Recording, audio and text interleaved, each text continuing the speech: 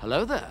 This is where the fun begins. What's up, guys? Unofficial Star Wars here. Hope you're all doing well, and recently Daisy Ridley has revealed some new things about the sequels and what they want to do to change around going forward for the future of Rey Skywalker, especially with the new Jedi Order movie coming out in the next couple of years here, and it's been making rounds in the news lately. We've been covering a lot about it here on the channel, and also into the regards of the overall character of Rey Skywalker and Daisy Ridley.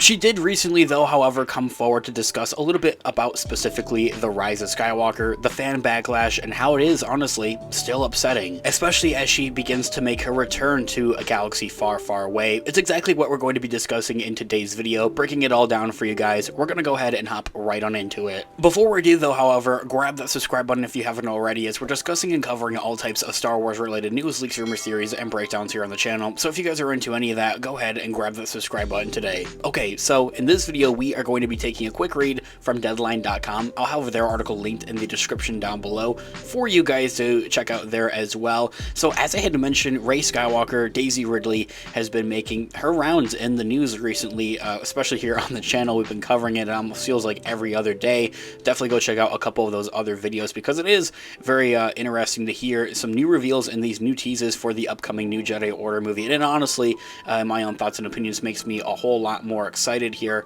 for the return of her character and to see with what they have to offer, especially in the story premise and having the sequels and everything with the direction and the way that those ended up. I really honestly do believe there to be a lot of potential for them to kind of pick it back up and be able to actually do something good. If not good, great with it. The overall actual reason behind Daisy Ridley making her rounds in the news and actually being asked so much about her return to the Star Wars franchise is because she does have a couple of her own projects that have been making their rounds and releasing in theaters there. So she's kind of going on like a bit of a promotional tour to promote those projects, and kind of ends up that inevitable question about the Star Wars franchise, because she will kind of always be known for that role of Rey Skywalker throughout the sequel trilogy. Okay, so Deadline.com in their article, as they read, Daisy Ridley is returning to the Star Wars universe to reprise her role of Rey Skywalker in a film directed by the controversial director Sharmeen obaid-chinoy, who has received some controversial backlash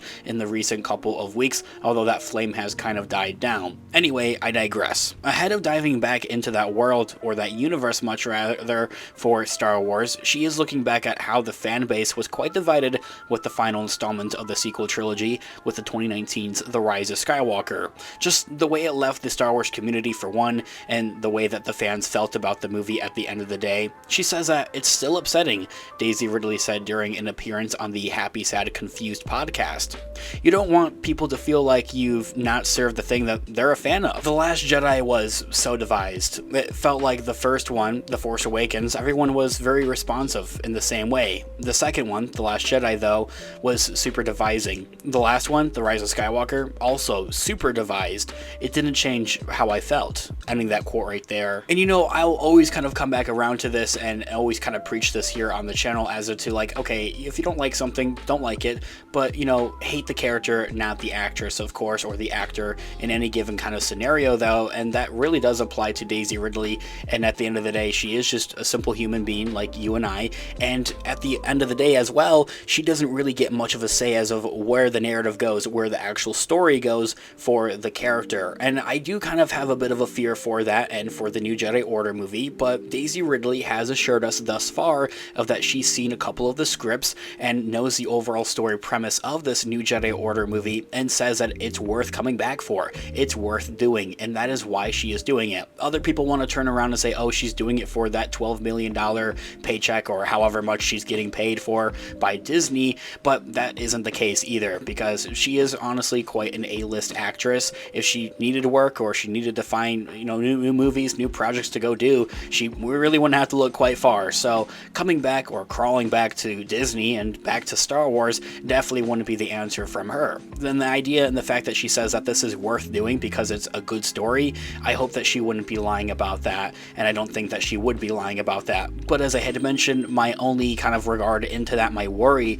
about that there though, however, is that they give her these first couple of scripts and they get her on board for it, and she gets excited about it, gets the fans excited about it, and they kind of change it around maybe halfway through or by the last minute before they're ready to start production and filming and everything like that. It's definitely a direction that I would hope that they wouldn't take, but it's a direction that they could take. Okay, so Deadline continues their article by reading that one of the main points on contention was when Daisy Ridley's Rey kisses Kylo Ren, or Ben Solo, played by Adam Driver, specifically in The Rise of Skywalker, of course. She says that, I felt like it felt earned, Ridley says.